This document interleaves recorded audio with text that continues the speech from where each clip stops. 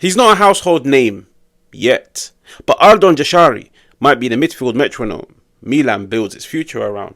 And if the data, the eye test and the scouting whispers are right, this Albanian Swiss talent could be the engine of a brand new Milan era. Born in Switzerland, raised through the FC Luzern academy, and now making waves across Europe, Ardon Jashari is a player quietly turning heads. Still just 22, he's already a full international for Switzerland, but his Albanian roots are deeply woven into his identity. And now, with Igli Tare, the new Milan sporting director, and a proud Albanian overseeing the rebuild, there's a vision forming. A new Albanian midfield core at the heart of Milan. With Reinders off to Manchester City, Musa heading to Napoli, and Loftus-Cheek reportedly joining Lazio, Milan's midfield is being torn apart, but that clears the stage for Jashari to step in and take control. So what makes Ardon Jashari special? He's not flashy, he's not physically dominant, but he's a tempo setter. A midfielder who connects defence to attack like a well-tuned circuit. Think of him as a deep-lying architect, always available, always scanning, always progressing the game. He doesn't hide, he imposes himself with movement, awareness and timing, not brute strength. It's rare to find a young midfielder who understands rhythm, spacing and transitions like this. Now let's look at Ardon Jashari, the footballer. This report shows how well-rounded Jashari is, press resistant, two-footed, intelligent. He's not just a passer, he's active in recovery, reads danger early and keeps the team ticking on and off the ball. The second graph compares him to midfielders in the Belgian Pro League. Compared to his peers, he dominates in key areas such as acceleration, progressive carries and through passes. Exactly what Allegri wants from a midfielder. He's ranked in the top 2 across the entire league at the age of 22. A rare blend of explosiveness and precision. Now the third graph is where it gets impressive. Jashari posts an 88% minimum pass accuracy despite receiving the ball under pressure and constantly playing the ball forwards. That's the sign of a deep line playmaker. Calm in chaos, sharp in execution. Graph 4 is progressive carries versus forward passes. Can he progress the ball forwards in a variety of different ways? This is key for Milan. Jashari doesn't just sit back and recycle. He drives forward with the ball or finds vertical lanes, sitting in the high end of both metrics. And finally, the fifth graph focuses on his passing mindset and his mentality. The data shows it clear. Jashari passes forward more than backwards, across every phase of play. For a coach like Allegri, who values controlled progression and vertical sharpness, that's priceless. Now Milan's midfield is being stripped bare, but in its place, Igli Tare is crafting something new. And Ardon Jashari might be the first key piece. He's young, smart, brave on the ball, and ready to lead a rebuild. This isn't just a signing, it's a statement that Milan isn't just replacing names, they're upgrading ideas. Ardon Jashari is the new name on the block, and he's the new name that's linked with a move to Milan, because Milan are seriously revamping this midfield. Like, who's going to be here come the start of the season from last season? Is it just Fofana? Is it just Fofana? Because Loftus-Cheek looks like he's on his way out. Musa looks like he's on his way out. Reinders has already left. They're revamping this midfield. And I'll be honest with you guys, some of the players that they're being linked with, I like. Besides Rabiot. Rabiot is the only one I'm 50-50 on. But Guendouzi, I've already given my opinion on him. Xhaka, I've given my opinion on him. And Ardon Jashari, you guys have just seen an amazing breakdown that tells you his strengths, his weaknesses. So in return, Milan family, hit the like. It helps the channel grow. It helps bring new Milan fans to the channel. Make sure to engage in the comments. But how is he going to fit in? How is he going to fit in with Allegri? The first thing it tells me, actually no, besides that, is the trauma, the PTSD kicking in from the last time Milan signed a player from Club Brugge. What happened the last time Milan signed a player from the Belgian league? You gotta think these things. You gotta think them. What happened? Di Ketelaere, what happened? But I feel like the difference between the two is Di Ketelaere is more of a player in the final third, so he needs opportunities. He needs to get the ball on a consistent basis in dangerous areas. Where the difference is with Jashari, he's more of a 6/8 hybrid in my opinion. So he's already playing in an area where he's going to get touches of the ball. So I feel like different things can impact these two players. Di Ketelaere, the thing that impacted him, as much as he didn't really do that well, he didn't really impose himself, the thing that impact him the most was the fact that he didn't play in a team that dominated the ball. He didn't play in a team where he got the ball into dangerous areas, where he can showcase his ability in the final third.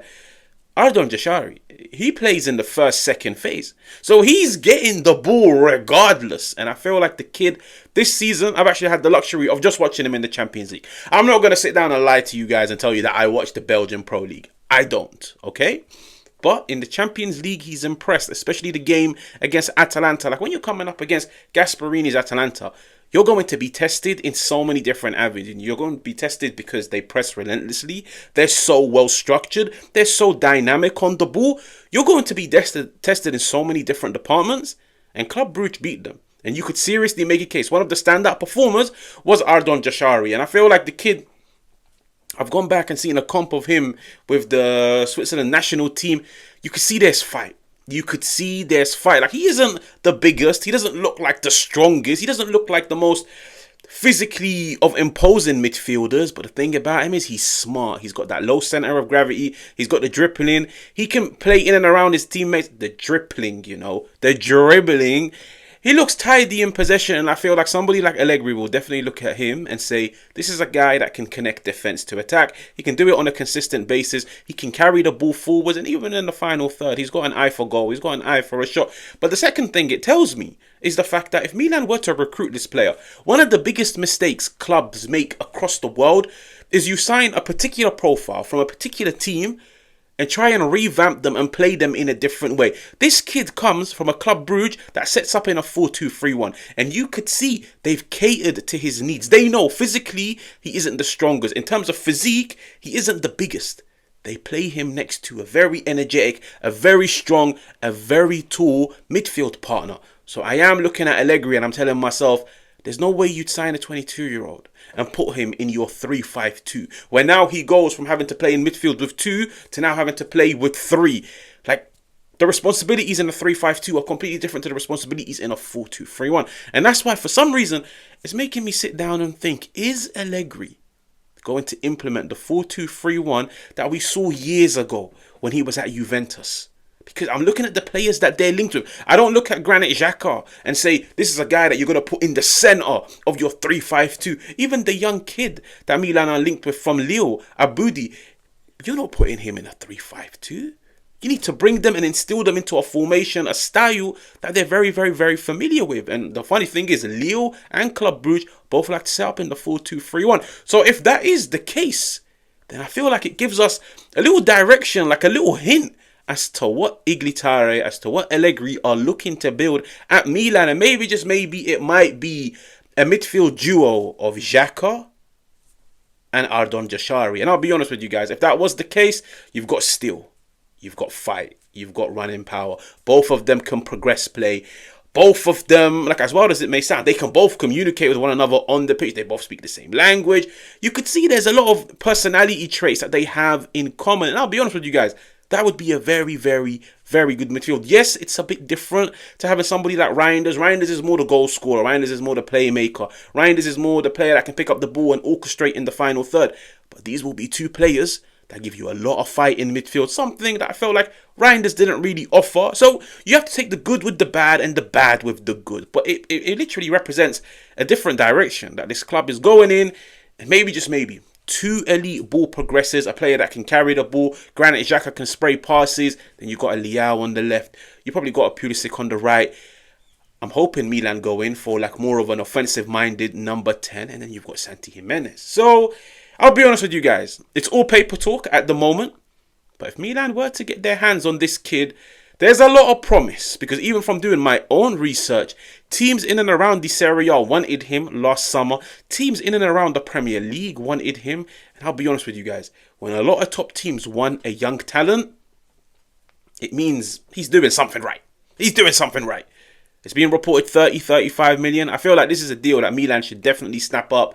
Yes, you could have question marks over him coming from the Belgian league. How well is he going to adapt? But listen, when it comes to adaptation, I feel like it's best to look at the players, to look at the coach. It's all about creating an environment for this kid to come into and flourish. But he looks one of those players where he looks hungry, like he looks mentally strong. And with all due respect, De Ketelaere never ever gave off that vibe. De Ketelaere always looked like he was shy, he was timid, he was anxious, he was nervous. He wanted somebody to hold his hand. This kid looks serious. Like he was captain of FC Luzern at the age of 19, 20. So what does that tell you? And I feel like that's what Milan needs. Players that are hungry, but players that possess the leadership trait in their midfield. And if you were to partner him with somebody like Xhaka, it's a nice midfield, I'll be honest with you guys. Maybe, just maybe on paper, it doesn't look as nice as, I don't know, Reinders or Fofana or Reinders Richie. But it looks nice. In terms of ball progression, it's nice. In terms of steal in midfield, it's nice. In terms of technical ability, listen, if they get him, we can have that conversation. If they don't, and it's all paper talk, at least by the end of this video, you guys know who Ardon Jashari is. Now, if you're new, make sure to like, make sure to subscribe, and I will catch you guys on another one.